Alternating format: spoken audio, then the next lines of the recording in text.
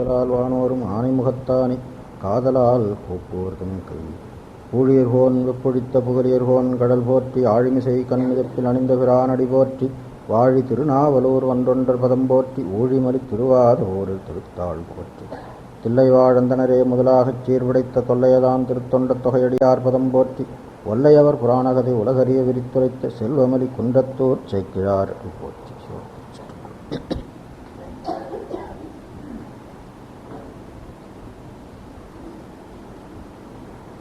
நண்பர்களே, நம்முடைய திருமுறை சிந்தனைகளில் இன்னும் நாம் திருப்பிரமபுரத்தில் தான் இருந்து கொண்டிருக்கிறோம். திருப்பிரமபுரத்தில்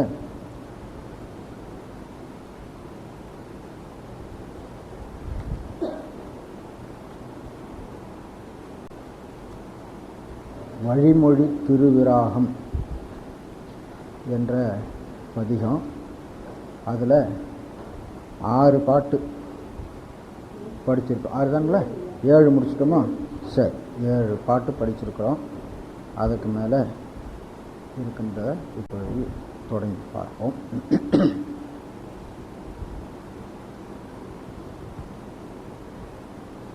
எட்டாவது பாட்டு புறவம் என்னும் பெயரில் அமைந்த பாடல். இந்த பதிகத்தில் நாம் பார்த்து கொண்டு வருகிறோம். எந்த பெயரை பாட எடுத்துக்கொள்ளுகிறாரோ அதற்கு தகுந்தாற்போல எதுகை எடுத்துக்கொள்வது இவருக்கு வழக்கம்.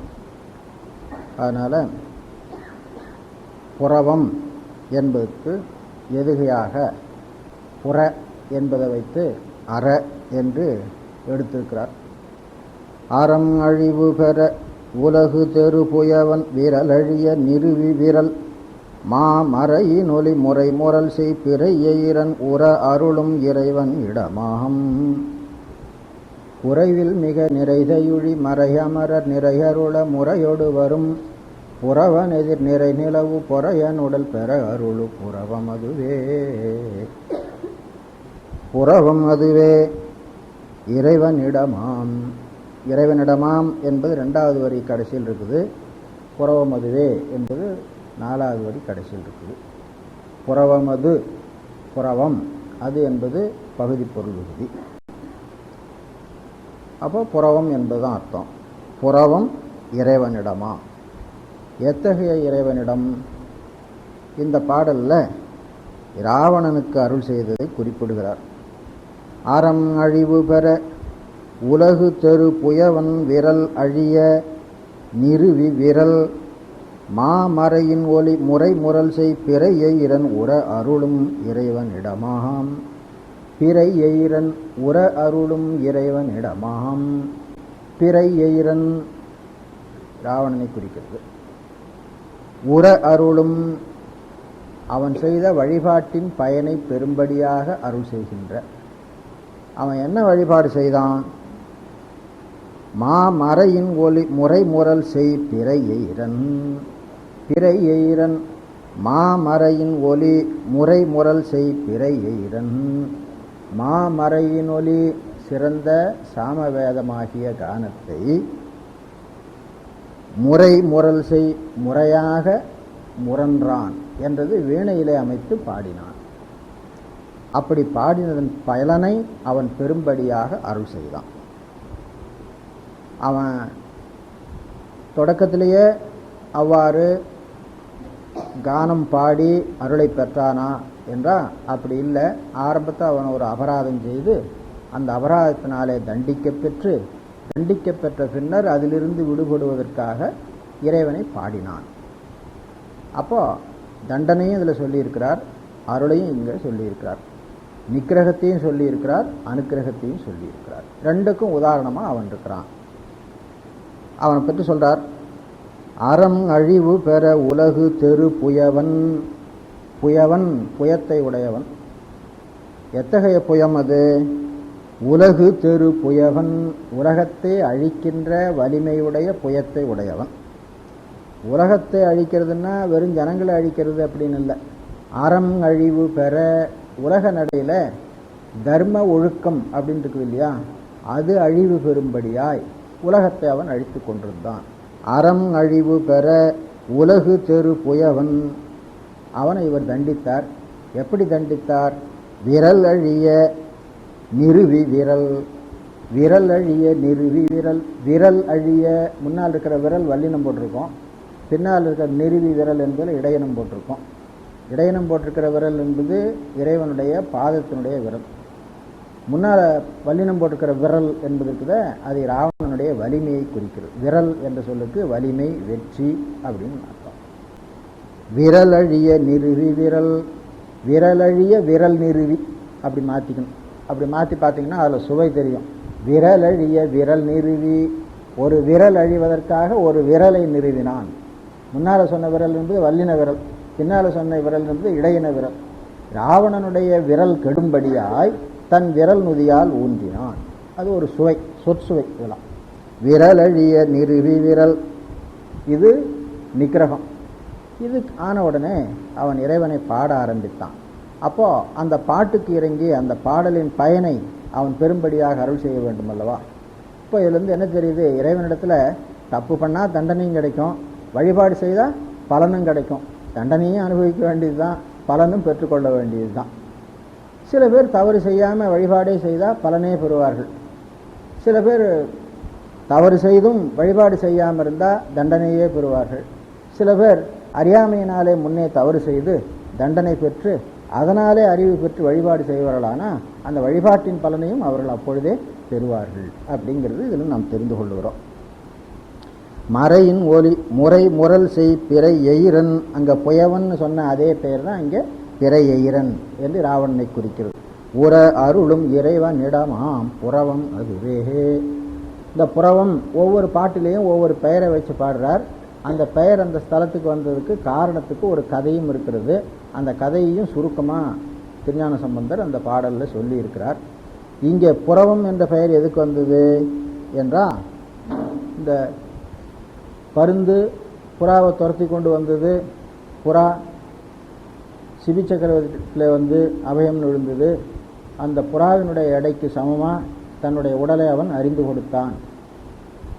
அப்படி செய்த, அவனை செய்யும்படியாய் செய்த அந்த புறா வழிபட்டு அவன் உடலம் மீண்டும் பெறும்படியாகவும் அருள் பெற்றது அப்படின்னு சொல்லி அந்த கதையை சொல்கிறார். குறைவின் மிக நிறைதை உழி மறை அமரர் நிறை அருள முறையொடு வரும் புறவன் எதிர். புறவன் எதிர், புறாவின் எதிரா. எப்படி வந்தது? அது உண்மையில் புறா அல்ல. மறை அமரர் நிறை அருள முறையோடு வரும் புறவன் எதிர். மறை அமரர் மறை வழியும் தேவர்களுக்கு உரிய நீதி வழியும் ஆகிய நிறையினை அருளும்படி முறையோடு வரும் புறவன். இந்த பருந்து என்னை துரத்தி கொண்டு வருகிறது, இதிலிருந்து என்னை காப்பாற்ற வேண்டும். அந்த பருந்து இவனுடைய உடல் எனக்கு உணவாக வேண்டும், எனக்கு உணவு வேண்டும் என்று வருகிறது. இப்போ ரெண்டு பேருக்கு அவன் அடைக்கலம் கொடுக்கணும். புறாவுக்கு அடைக்கலம் கொடுத்தான், பருந்துக்கு புறாவுக்கு பதிலாக தன்னுடைய உடம்பை அறிந்து கொடுத்தான். அப்படி அறிந்து கொடுக்கிற பொழுது புறாவின் எடைக்கு தகுந்த எடையை கொடுக்கலாம் என்று வைத்தான். அது நிறையில, கடைசியில் தன்னையே கொடுத்தான். அதான் சொல்ற குறைவின் மிக நிறைதை உழி. குறைவின், புறாவின் எடைக்கு சமமாக தசையை அறிந்து வைத்த பொழுது ஏற்பட்ட குறைவினாலே நிறைதை உழி, அதை நிறைவு செய்யும் பொருட்டு அவன் என்ன பண்ணான்? நிறை நிலவு பொற என் உடல். இந்த 4வது வரையில் புறவன் எதிர் என்று கருத்தாவில் பாருங்க, அதை எடுத்துக்கணும். நிறை நிலவு பொற என் உடல், நிறை நிலவும்படியாய் துலாக்கோல் நிறை நிலை பெறும் பொருட்டு உடலை கொடுத்தான் அல்லவா. அந்த உடல் பெற, தசையை அறிந்ததினாலே உடல் சிதைந்தது. அந்த உடல் பெரும்படியாக புறா வழிபட்டது. புறாவுக்கும் அருள் கிடைத்தது, அந்த சக்கரவர்த்திக்கும் அருள் கிடைத்தது.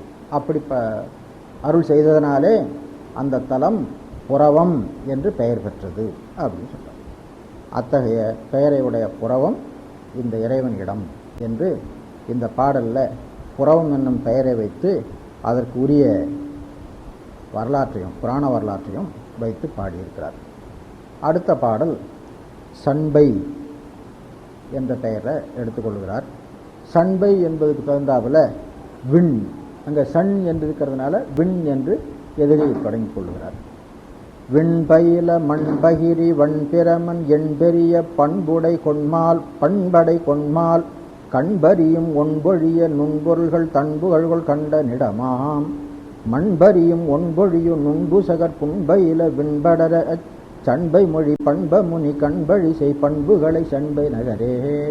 ஒவ்வொரு சொல்லிலேயும் அந்த எதுகை வர்ற மாதிரி வச்சு பாடு.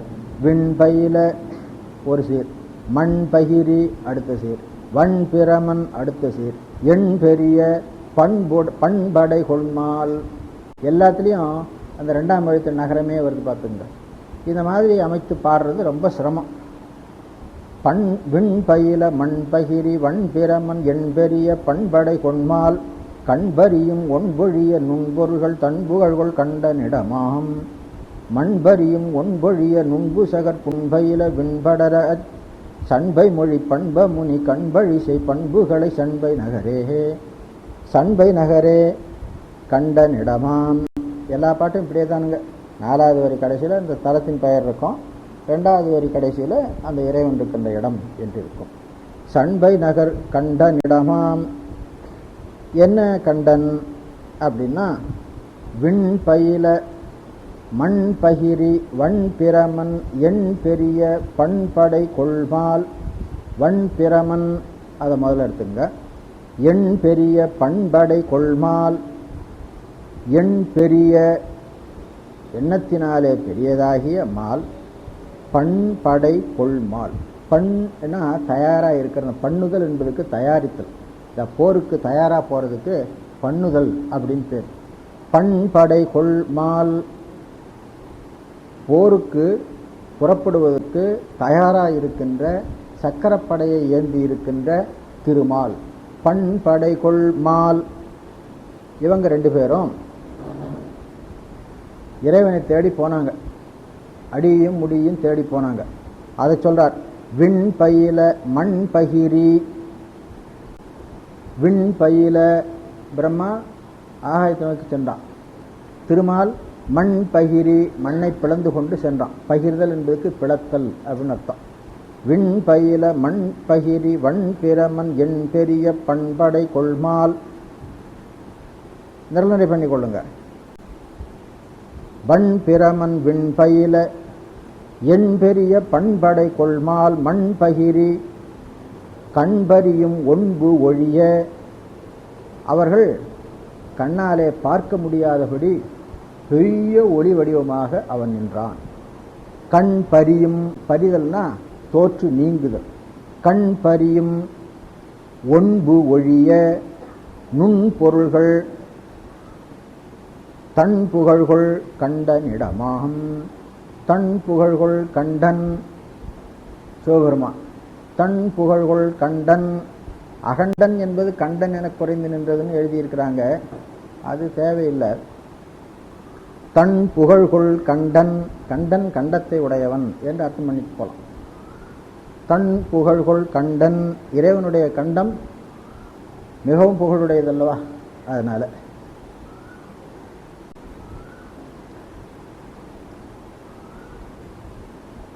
ஆகையினால கண்டனிடமாம் சண்பை நகரேஹே. அதுக்கு மேலே பின்னால் அந்த புராண வரலாறுக்கு வர்றார். சண்பை என்பது ஒரு கோரை புல்லுக்கு பெயர். சம்பங்கோரை அப்படின்னு சொல்லுவாங்க. அந்த சம்பங்கோரையினால் யாதவர்கள் ஒருவரை ஒருவர் அடித்து கொண்டு மாய்ந்து போனார்கள். அதுக்கு ஒரு கதை சொல்கிறாங்க.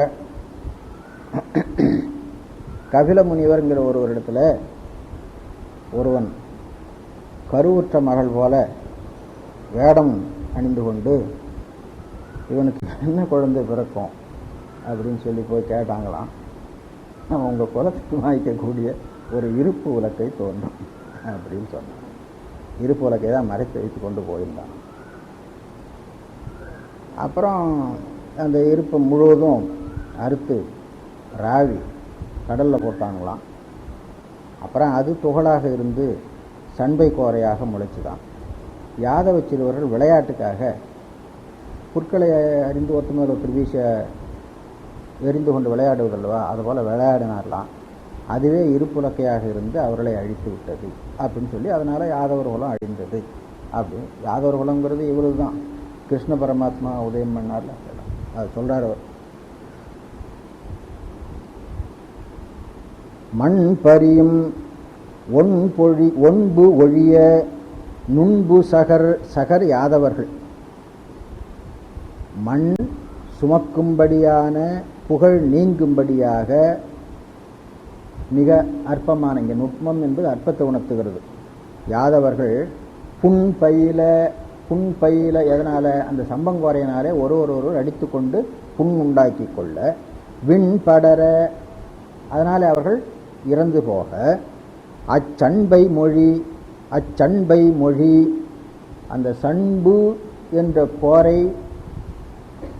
அவ்வாறு அவர்களை அழிக்கும்படியாக சாபம் கொடுத்த சண்பை மொழி பண்ப முனி கபில முனிவன், பண்பை உடைய முனி, அந்த முனிவனுக்கு கபில முனிவன் பேர் சொல்றாங்க. கண் பழி செய் அந்த முனிவரிடத்திலே செய்த பழி செய் என்ன பழி?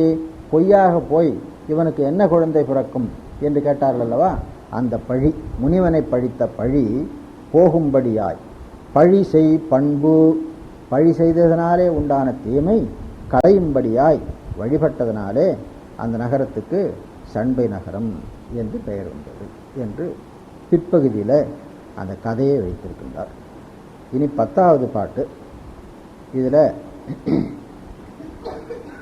பௌத்தர்களையும் சமணர்களையும் வைத்து பாடியிருக்கிறார். பாழியுரை வேழ நிகர் பாழமணர் சூழும் உடலாளர் உணரா ஏழின் இசை யாழின் மொழி ஏழையவள் வாழும் இறை தாழும் இடமாகும் கீழிசைகள் மேலுலகில் வாழரசு சூழரசு வாழ அரனுக்கு ஆழிய சில் காழி செய்ய ஏழுலகில் ஊழி வளர் காழி நகரே. காழி நகர் என்ற பெயரை எடுத்துக்கொண்டார். அதை கேட்டா போல பாழி ஏழி கீழி என்று எதுகை அமைத்து கொண்டார். இது இந்த பாட்டிலையும் எல்லா சீர்லையும் 2வது வரியில் நகரமே வர்ற மாதிரி வச்சு பாடியிருக்கிறார். காழி நகரே இறை தாழும் இடமாம். எல்லா பாட்டுக்கும் முடிச்ச மாதிரி 4ஆம் அடியும் 2ஆம் அடியும் கூட்டி முடிச்சு கொள்ளுங்க. காழி நகரே இறை தாழும் இடமாம். தாழும் இடம்னா தங்கி இருக்கின்ற இடம். தாழுதல் என்பதுக்கு இங்கே குறைதல் அப்படின்னு அர்த்தம் இல்லை, தங்குதல் என்று பொருள். காழி நகரே இறை தாழும் இடமாகும். அந்த இறை எத்தகையவன் என்றால் ஏழின் இசை யாழின் மொழி ஏழையவள் வாழும் இறை தாழும் இடமாகும். ஏழின் இசை யாழின் மொழி ஏழையவள் உமையம்மை.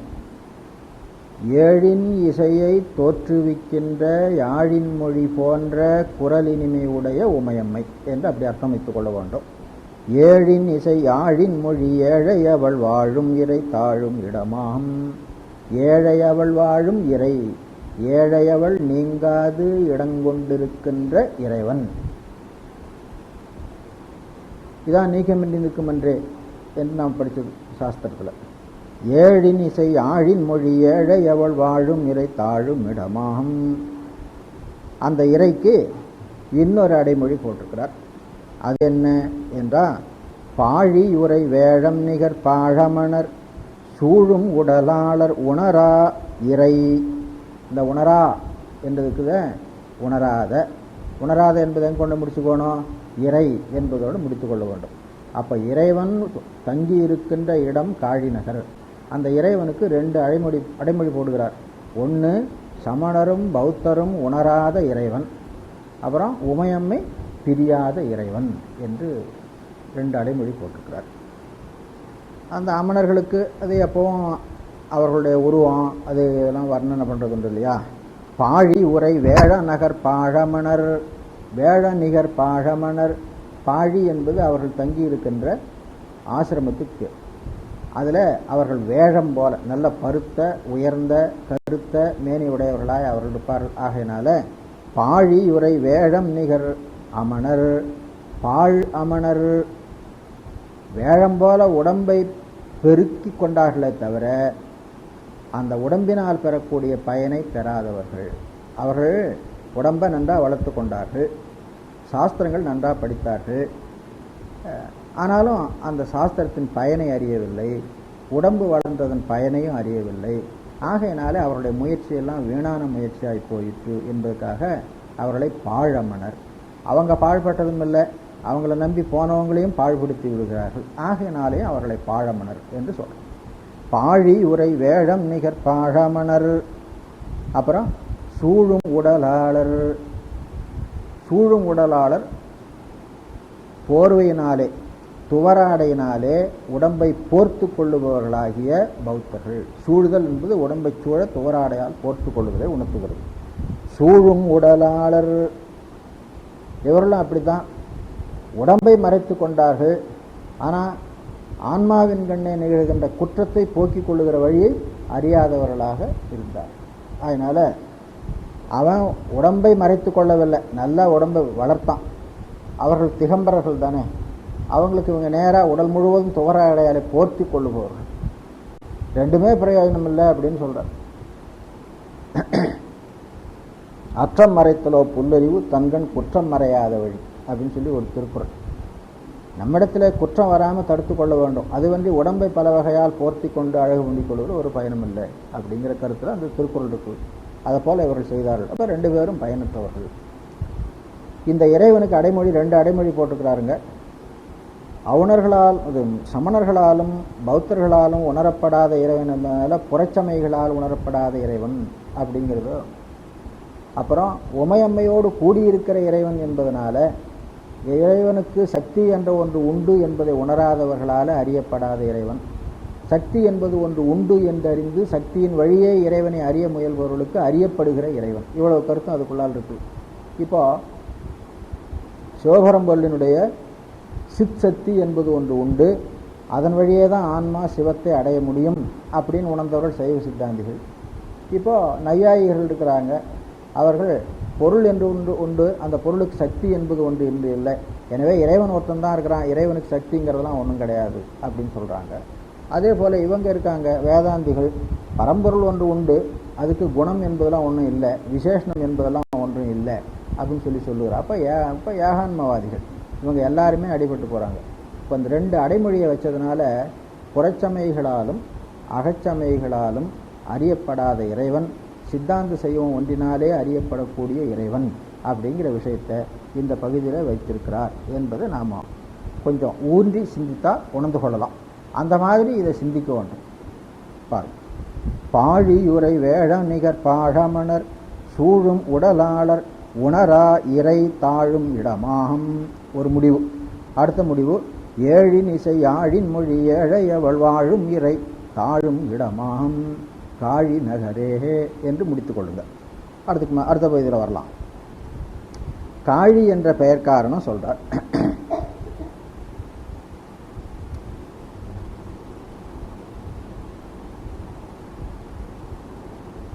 காளி, இது வந்து முன்னாலே இந்த ஆரம்ப காலத்திலே சொல்லியிருக்கிறேன். காளி என்ற சொல்லு தான் காளி வழிபட்ட இடம் ஆகையினாலே காழி என்று ஆயிற்று என்று. இது லகர லகர பேதங்கள் அறியாமல் ரெண்டும் சமம் என்று வந்த காலத்திலே எழுந்த கதையாக இருக்க வேண்டும். திருஞான சம்பந்த பெருமான் பாடியிருக்கிறாராகினால பழைய கதை என்பது சந்தேகமில்லை. லகர லகர பேதங்கள் இல்லாமல் வந்த காலம் நம்ம தமிழ்நாட்டில் ஏறக்குறைய 10ஆம் நூற்றாண்டில் தானுங்க. இலக்கணத்திலே பண்ணிட்டானுங்க. திருஞான சம்பந்தர் காலத்திலேயும் அது ஓரளவு 7ஆம் நூற்றாண்டு, அதுக்கு முன்னாலே இது வந்திருக்க வேண்டும். எப்படியோ அந்த கதை இருக்குது. காளி காளி என்பவள் சிவபெருமானாலே தோற்றுவிக்கப்பட்டவள்.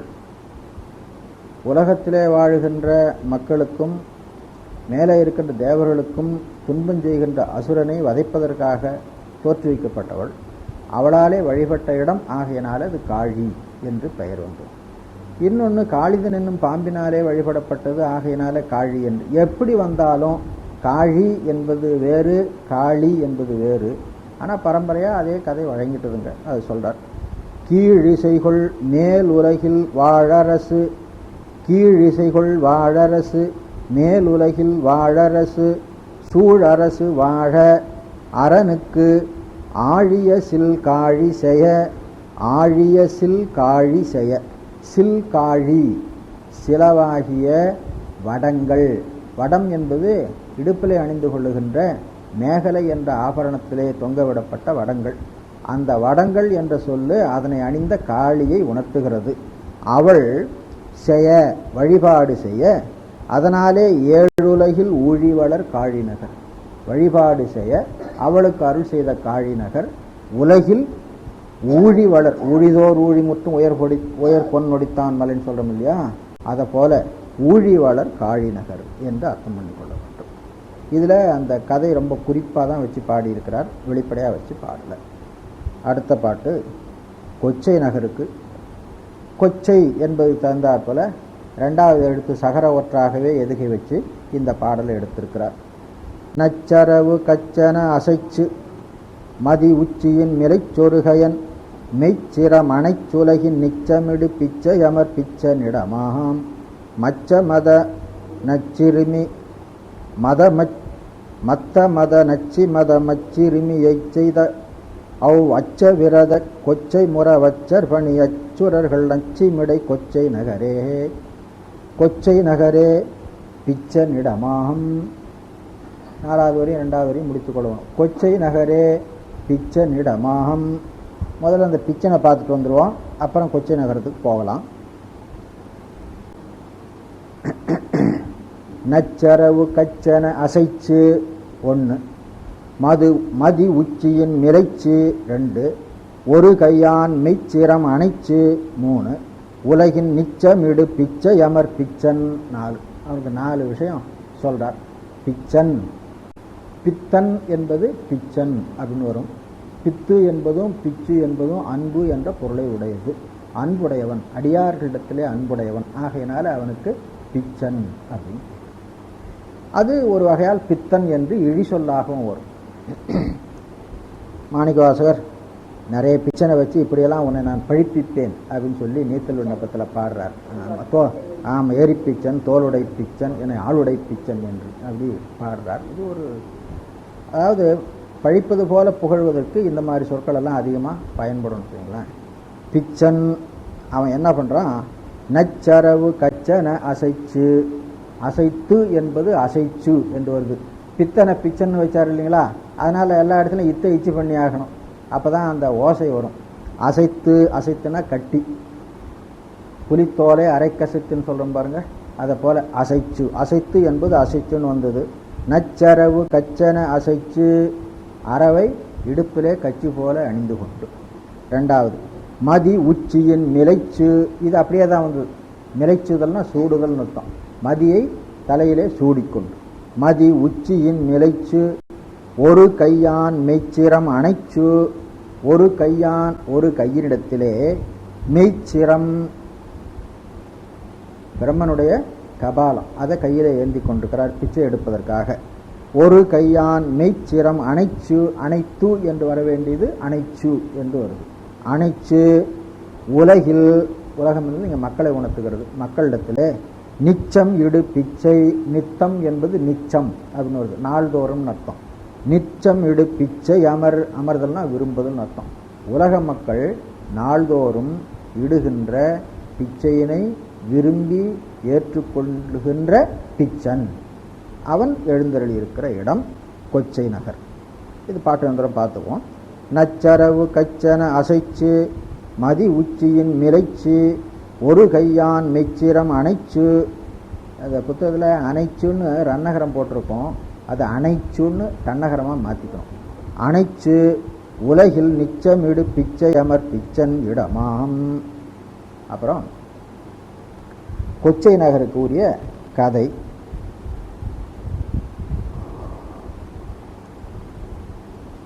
பராசர முனிவர் ஒரு பரதவர் குலத்து பெண்ணை விரும்பினார்.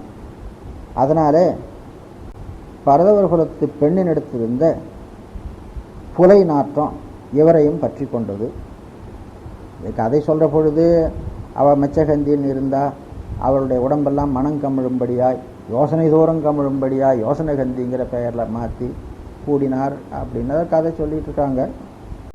அதனால் அவருக்கு ஒரு பழியும் ஏற்பட்டது.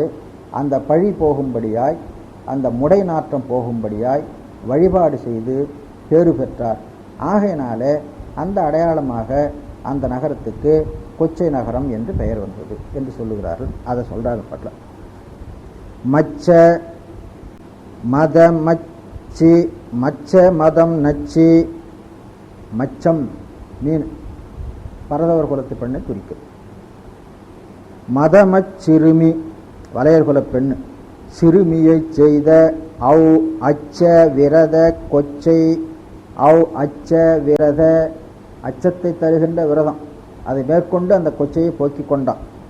அவ் அச்ச விரத கொச்சை முறவு அச்சர், அத்தன் என்பது அச்சன் வந்து முனிவனை குறிக்கிறது, பராசர முனிவனை குறிக்கிறது. முறவு அப்படின்னா முரலுதல் என்ற பொருள் தான் முறவுன்னு வருது. தான் செய்த பிழையை அறிந்து மிகவும் வருந்தி முறையிட்டு கொண்டான். அதனால முறவு அச்சர் பணிய, பணிய பணிந்து வழிபட்டு பேறு பெற்றதனாலே சுரர்கள் நச்சிமிடை, இவ்வளவு வரம் தருகிற இடமாக இருக்கிறது என்று தேவர்களெல்லாம் விரும்பி அங்கே நெருங்கி இருக்கிறார்கள். சுரர்கள் நச்சி மிடை, நச்சுதல்னா விரும்புதல், மிடைதல்னா நெருங்குதல், விரும்பி நெருங்கி தங்கி இருத்தல். சுரர்கள் நச்சி மிடை கொச்சை நகரேஹே. அடுத்து 12வது பாட்டு. ஒழுகல் அரிதழிகளில் ஒழி உலகு பழிபெருகு வழியை நினையா, முழுதுடலில் எழுமயிர்கள் தழுவு முனி குழுவினொடு கெழுவு சிவனை, தொழுதுலகில் இழுகு மலம் அழியும் வகை கழுவும் முறை கழுமல நகர், பழுதில் இறை எழுது மொழி தமிழ் விரகன் வழிமொழிகள் மொழி தகையவே. இந்த பாட்டில் கழுமலம் என்ற பெயரை வைத்திருக்கிறார். கழுமலம் என்ற பெயருக்கு தகுந்தாற் போல இந்த பாட்டில் எல்லா சீரும் 2வது எழுத்து ரு என்று வரும்படியாய் எதுகு எடுத்திருக்கிறார்.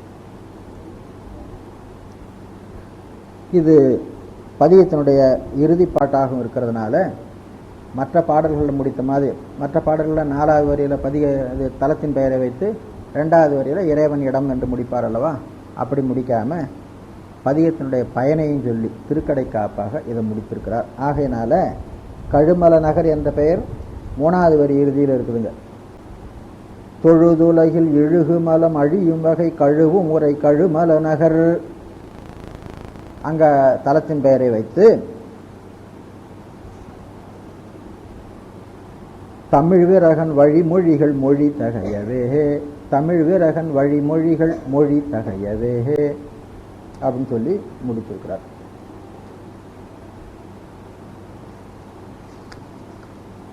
மூணாவது வரியில் தலத்தினுடைய வரலாற்றை பாடியிருக்கிறார். 3வது வரியில் இல்லை, 3 வரியிலும். ஒழுகல் அரிது அழி கலியில் உழி உலகு பழி பெருகு வழியை நினையா, முழுதுடலில் எழுமயிர்கள் தழுவு முனி குழுவினொடு கெழுவு சிவனை தொழுது உலகில் இழுகு மலம் அழியும் வகை கழுவும் உரை கழுமல நகர், கழுமல நகர் கழுவும் உரை கழுமல நகர்.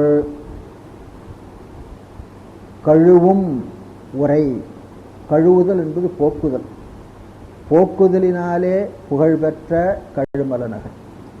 எதனை போக்குதலினாலே புகழ்பெற்ற கழுமல நகர் என்று சொன்னா, உலகிலே உலக நடை அறிந்து ஒழுகுதல் முடியாம பழி பெருகுகின்ற வழியிலே ஒழுகுகின்றவர்களை அந்த நடையை மாற்றி ஒழுக்கத்தை மாற்றி அவர்களிடத்தில் இருக்கின்ற குற்றங்கள் நீங்கும்படியாய் வழிபாட்டு முறையினை சொல்லித் தருகின்ற முனிவன், அந்த முனிவனாலே அவர்களுடைய பழிகளெல்லாம் கழுவப்படுகின்றன.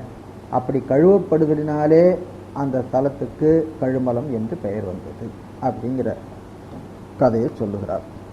அந்த முனிவனுக்கு பெயர் ரோமச முனிவன் அப்படின்னு அந்த பெயரை 2வது வரியில் வச்சிருக்கிறார். முழுதுடலில் எழுமயிர்கள் தழு முனி, முழுதுடலில் உடல் முழுதும் அப்படி மாற்றிக்கொள்ளுங்க. முழுதுடலில் எழுமயிர்கள் ரோமம் தழுவும் முனி, அவன் குழுவினோடு தன்னோடு உடன் இருக்கின்ற முனிவர் கூட்டத்தோடு கெழுவு சிவனை, அந்த தலத்திலே பொருந்தி இருக்கின்ற சிவபெருமானை தொழுது வழிபாடு செய்து அவர் தனக்காக வழிபாடு செய்யலை. ஆண்டவனே, இந்த உலகத்தில் இருக்கிறவர்கள் வழிபெருகும் வழியிலே ஒழுகுகிறார்கள், அந்த ஒழுக்கத்தை மாற்ற வேண்டும் அப்படின்னு வேண்டிக் கொண்டான். அப்படி வேண்டிக் கொண்டு அந்த மக்களிடத்தில் இருக்கின்ற தீங்குகள் எல்லாம் அழியும்படியாய் கழுவும்படியாய் உபாயம் செய்தான். தன்னிடத்தில் இருந்த தீங்கையும் கழுவி கொண்டான், பிறரிடத்தில் இருக்கின்ற தீங்கை கழுவுவதற்கும் உபாயம் செய்தான். அது சொல்றார், தொழுது உலகில் சிவனை தொழுது உலகில் இழுகு மலம் அழியும் வகை கழுவும் உரை. இழுகு மலம், இழுகு மலம் இழுக்கத்தை செய்கின்ற மலம், ஆன்மாக்களுக்கு குற்றத்தை செய்கின்ற மலம். அந்த மலம் அழியும் வகை, அந்த ஆன்மாக்களை விட்டு நீங்கும்படியாய் கழுவும் தீட்சையினாலே போக்குகின்ற உரை புகழ், அந்த புகழான் மிக்க கழுமல நகர் என்று சொன்னார். அப்போ அந்த ஆன்மாக்களிடத்தில் இருக்கின்ற இழுகு மலம் அழியும் வகை சொன்னார, அந்த மலத்தினாலே என்ன நடந்தது என்று கேட்டால் அதை சொல்றார். அந்த மல குற்றத்தோடு ஆன்மாக்கள் வாழ்கிற காலத்து ஒழுகல் அரிது அழி கலியில். இது கலியுகம், இந்த கலியுகத்திலே அறநெறியிலே ஒழுகுதல் அரிது என்று உலகத்திலே பழி பெருகுகிறது. கலியுகம் என்று சொன்னால் அதுக்காக எல்லாரும் அறத்தை விட்டு தான் ஒழுக வேண்டுமா? இல்லையே. சாஸ்திரத்தை உணர்ந்து அந்த நெறியிலே வழிபாடு முதலினை செய்து அறத்தின் வழி ஒழுகுவதனாலே கலியுகம் ஒன்றும் தடுத்து விடாதே. அதனால் அந்த முனிவர் என்ன பண்ணார், அந்த வழியிலே ஒழுகுபவர்களுக்கெல்லாம் அந்த ஒழுக்கத்தை மாற்றி சிவநெறியிலே ஒழுகும்படி செய்தார். அதை சொல்றார். ஒழுகல் அரிது அழி கலியில் ஒழி உலகு பழி பெருகு வகையை நினையா. உலகு பழிபெரு வகையை நினையா, நினைத்து அப்புறம் மூணாவது வைக்கணும், இழுகு மலம் அழியும் வகை, அந்த ஆன்மாக்களிடத்திற்கிற குற்றத்துக்கு ஏதுவாகிய மலம் அழியும் வகை கழுவும் போக்குகின்ற, தீட்சையினாலே போக்குகின்ற உரை, அது பற்றிய புகழ் மிக்கு விளங்குகின்ற கழுமல நகர் என்று அர்த்தம் பண்ணணும். அந்த கழுமல நகரில் பழுதில் இறை எழுதும் மொழி தமிழ் விரகன். பழுதில் இறை, ஆன்மாக்களிடத்தில் இருக்கின்ற குற்றங்களை இல்லையாக செய்கின்ற இறைவன், அந்த இறைவன் மேலே இவர் பாடிய பாட்டு, அந்த பாட்டுக்கு ஒரு பெயர் வச்சிருக்கிறார், எழுதும் மொழி. எழுதும் மொழி, எழுதும் மொழி என்பது தமிழ் வேதம் என்னும் பொருள். வடமொழியில் இருக்கிற வேதத்துக்கு எழுதா கிழவின்னு பேர். தமிழில் இவர் பாடினதுனால அது எழுதுகின்ற கிழவியாக ஆயிற்று. எனவே பழுதில் இறை எழுதும் மொழி, அது யாரால் எழுதப்பட்டது? தமிழ் விரகன். தமிழ் விரகன் என்னும் சிறப்பு பெயருடைய திருஞான சம்பந்த மூர்த்தியாகிய என்னாலே எழுதப்பட்டது. என்னால் சொல்லப்பட்டது எல்லாமே எழுதும் மொழி. அதில் இந்த பதிகம் என்ன அப்படின்னு கேட்டால் வழிமொழி. இந்த பதிகம் வழிமொழி. பதிக தலை போட்டு பாருங்க. ஆம், வழிமொழி திருவிராகம். திருவிராகம் என்பது பாட்டில் இருக்கின்ற சந்தத்தினுடைய அமைப்பு. முடுகு, அதுக்குதான் ராகம் பேர்.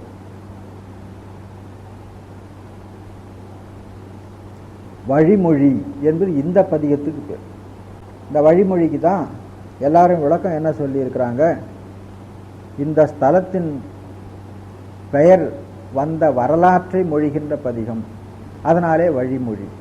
இந்த ஸ்தலத்துக்கு இருக்கின்ற 12 பெயரும் வந்த வரலாற்றை மொழிகின்ற பதிகமாகையினாலே இதுக்கு வழிமொழி அப்படின்னு பேர். இது முடுகு ஓசை உடையதாக இருக்கிற, முடுகு ஓசைனா பெரும்பாலும் குற்றோசை தான் வரணும். இவர் அந்தந்த பெயருக்கு தகுந்தாப்புல நெட்டோசை வச்சிருக்கிறார். இப்போ காழின்னு வர்ற பொழுது நெட்டோசை வச்சிருக்கிறார், கொச்சைன்னு வர்ற பொழுது வல்லின ஓசை வச்சிருக்கிறார், சிரபுரம் புறவம் என்று வருகிற பொழுது குற்றோசை வச்சிருக்கிறார். இப்படி ஒரே ஓசை திரும்ப திரும்ப வருவதனால அது ஒரு முடுகு ஓசை போல இருக்கிறது. எனவே அதுக்கு திருவிராகம் என்று பெயர். இப்போ வழிமொழி என்பது ஒரு தனி பொருளுடையது, திருவிராகம் என்னும் சொல் தனி பொருளுடையது. திருவிராகம் என்னும் பெயரால் முன்னேயும் பல பதிகங்கள் வந்திருக்கின்றன, நாம் படித்திருக்கிறோம். அந்த பதிகத்துக்கும் இந்த பதிகத்துக்கும் வித்தியாசம் உண்டு. அந்த பதிகங்கள்லாம் பெரும்பாலும் குறிலிணை எழுத்தாகவே வந்து கொண்டிருக்கும். கருவளம் கருவளம் கருவளம்னே வரும். அப்படி வர்றது தான் பெரும்பாலும் திருவிராகம். இது அப்படி வரலை.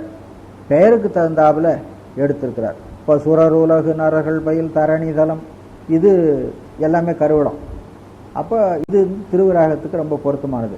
அதே சமயத்தில் இதெல்லாம் திருவிராகத்துக்கு பொருத்தம்னு சொல்ல முடியாது. அப்போ எப்படி இது திருவிராகம் என்று எடுத்துக்கொள்வது அப்படின்னு கேட்டால், வந்த ஓசையை திரும்ப திரும்ப திரும்ப திரும்ப வருகிறது. ஆகையினாலே திருவிராகம் என்ற முடுகு ஓசை உடையதாக இது இருக்கிறது என்று நாம் எடுத்துக்கொள்ள வேண்டும். அப்புறம்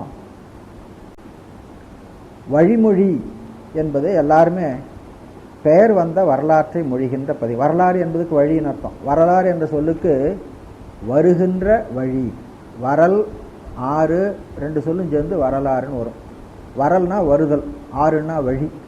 வழி வழியாக பரம்பரையான்னு சொல்கிறோம் இல்லைங்களா, அதை போல் வழி வழியாக வழங்கி கொண்டு வருகிற நெறியை வரலாறு அப்படின்னு சொல்லுவாங்க. ஆறு என்பதுக்கு வழி என்று சொல்லுவாங்க, முறைமை என்று சொல்லுவாங்க. வழங்கி வருகின்ற முறைமை வரலாறு, வழங்கி வருகின்ற வழி வரலாறு. எனவே பெயர் வழங்கி வருகின்ற வழியை சொல்லுகிறதாகையினாலே வழிமொழி திருவிராகம் அப்படின்னு சொல்லுவாங்க. அதை விட இன்னொரு விளக்கம் வைத்துக்கொள்ளலாம். வழிமொழி, வழினா பின்னுன்னு அர்த்தம். முன்னே வந்த மொழியே பின்னேயும் வருவது. முன்னே வந்த மொழியே பின்னேயும் வருவதுன்னு கேட்டால், முன்னே வந்த எதுகையே பின்னும் பின்னும் பின்னும் ஒவ்வொரு சீரிலும் அமைந்து வருவதனாலே இதுக்கு வழிமொழி அப்படின்னு பேர் என்று சொல்லலாம். அதுதான் எல்லா பாட்டிலும் நாம் படிச்சிருக்கிறோம். எல்லா பாட்டிலேயும் அந்த தலத்தின் பெயருக்கு தகுந்தாவில் எதுகை எடுத்துக்கொள்வார். எதுகை என்பது 2ஆம் எழுத்து கணக்கு. அந்த 2ஆம் எழுத்து ஒவ்வொரு சீரிலும் அப்படியே அமைந்து வரும். அப்படி வருவது தான் வழிமொழி என்று எடுத்துக்கொள்ளலாம். ஒரு வகையா இந்த வழிமொழி திருவிராகம் பதிகம் நிறைவு பெற்றது. அடுத்த பதிகத்துக்கு போகலாம்.